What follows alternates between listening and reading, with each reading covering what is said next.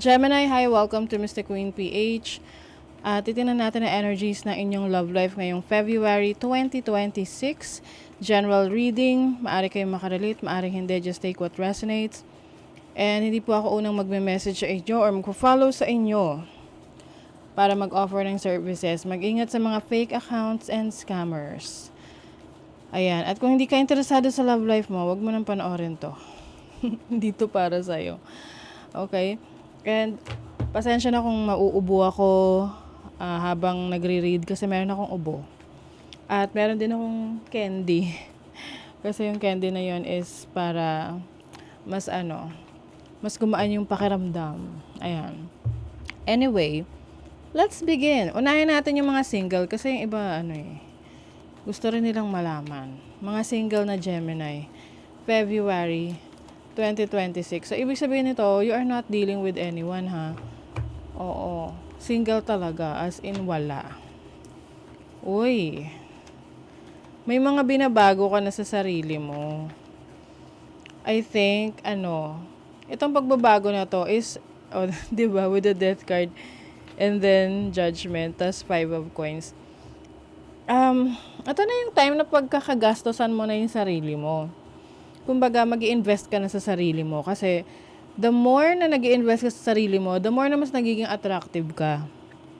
And, pag naging attractive ka, of course, pwede kang magkaroon ng romantic partner. Kasi, hindi naman porket attractive ang isang tao, magkakaroon na agad ng partner, diba? O dapat, gusto rin niya yung na-attract sa kanya. Oo, but, I see you as someone na may pagbabago. Kasi siguro, kung dati hindi ka open for relationship, ngayon parang gusto mo na. Oo, kaya may mga binabago ka sa sarili mo. Ini-improve mo yung sarili mo. Okay? So, may attraction, may parating. Pero, focus ka muna sa sa pagbabago mo, pag-i-improve mo ng sarili mo. Okay, para naman sa mga in a relationship, what's the energy for Gemini?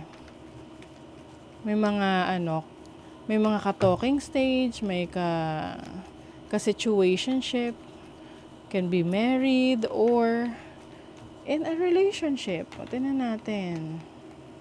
The Star, Ace of Wands. Ayun ba sa inyo nagsisimula pa lang ang connection na ito? You are getting to know each other. Nasa phase pa kayo na masaya kayo sa connection ninyo. Ayun. So, some of you nakilala nyo to sa work or while you are traveling.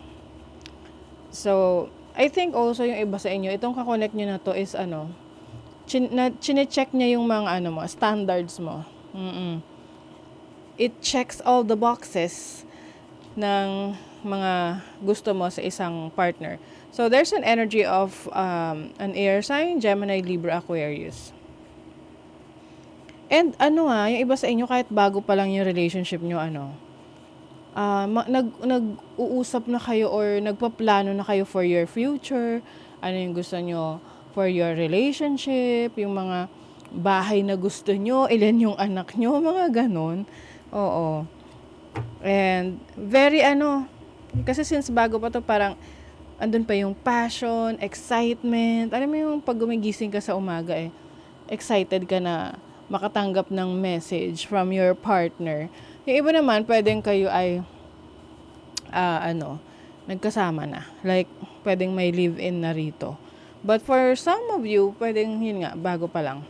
And, you are in a stage of, parang, being curious about the background of this person.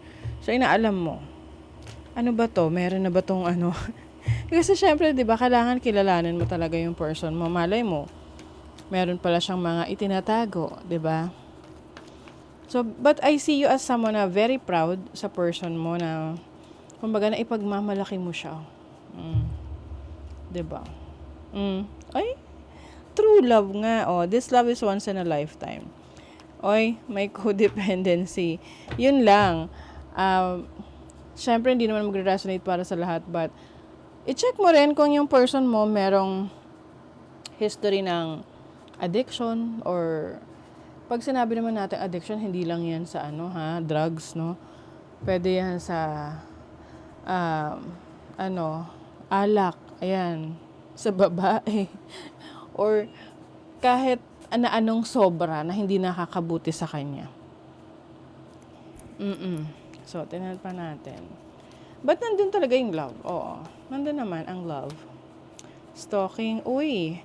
Yeah, I think ito yung sinasabi ko sa inyong you are, curious about your person na meron kang mga inaalam tungkol sa kanya na hindi niya alam na inaalam mo.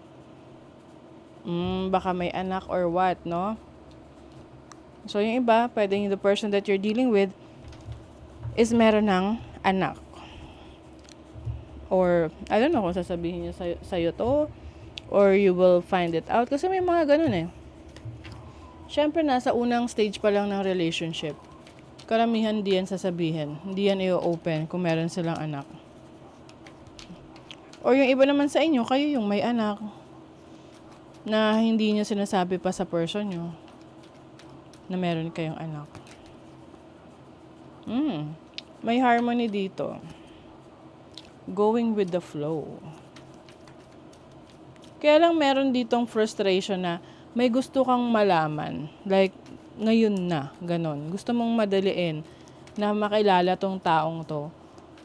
Kasi nga masyado pang heightened yung energy mo, yung passion mo for this person. Kasi nga bago. Excuse me. So, parang minamadali mo na, ano yung mga sekreto nito? Ano yung mga dapat mong malaman? Kasi ikaw mismo parang, you are feeling good about this person. Uy, may twin flames. And I also see you na parang gusto mo na talagang, I don't know, iba sa inyo may plano of moving in together. Like gusto niyo mag-live in. Or, yun nga, magsama na. Or yung iba sa inyo, nagli-live in na kayo ng person mo. Ano ba yan? Lagi ako nauubo.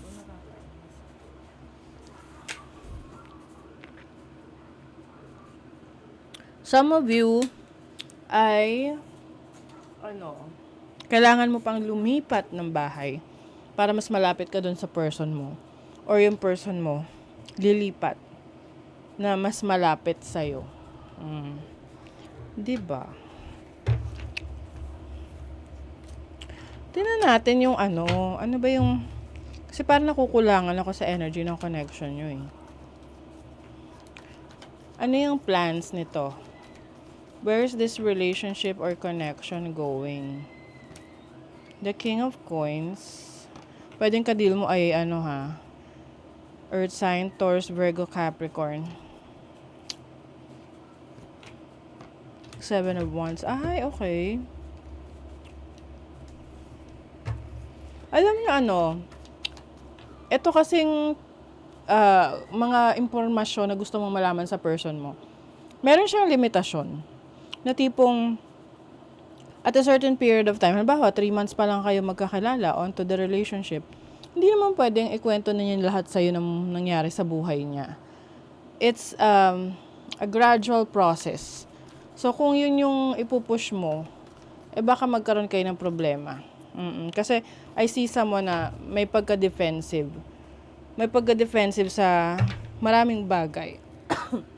Pwede kasi ikaw rin yon, no, na yung person mo, tanong ng tanong sa'yo, like, alam mo yung tipong atat na makilala ka, you cannot, hindi mo naman makikilala ang isang tao sa loob lang ng 3 buwan.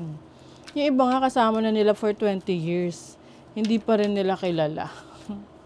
'Di ba? Marami pa rin palang itinatago. Matalino. I think isa sa reason kaya kayo nag-click is because you are attracted to each other's intelligence. Let's reflect ourselves in this situation when we're not together to make a rightful decision. So, may mga times na hindi kayo magkasama. Kaya siguro, yung merong energy rito na gusto nyong magsama na together. Para, alam mo yun, mas speed up yung time ninyo na makilala yung isa't isa. Which is totoo naman. Kaya nga yung iba, sinasabi na mas okay na magsama na para makilala mo na bago magpakasal. Alam nyo yun.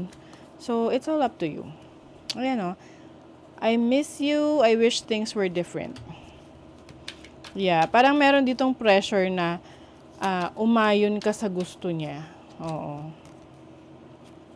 My mother is a big influence on my behavior now as an adult. I have challenges with connecting to the divine feminine energy within me and externally. So I think, no, yung iba sa inyo, pag pinag-uusapan yung nanay, it's either nanay mo or nanay niya, may natitrigger. So yun siguro yung iniiwasan ninyo. And naiintriga ka, bakit ganon? Ano bang ganap? So, if this is the situation, hayaan mo lang muna. Kasi kung di pa naman ready na mag-open up tong person na to, pag pinilit mo naman, parang masyadong harsh naman yun. Baka mauwi pa sa misunderstanding. Okay? So, that is your reading, Gemini. Thank you so much. See you again.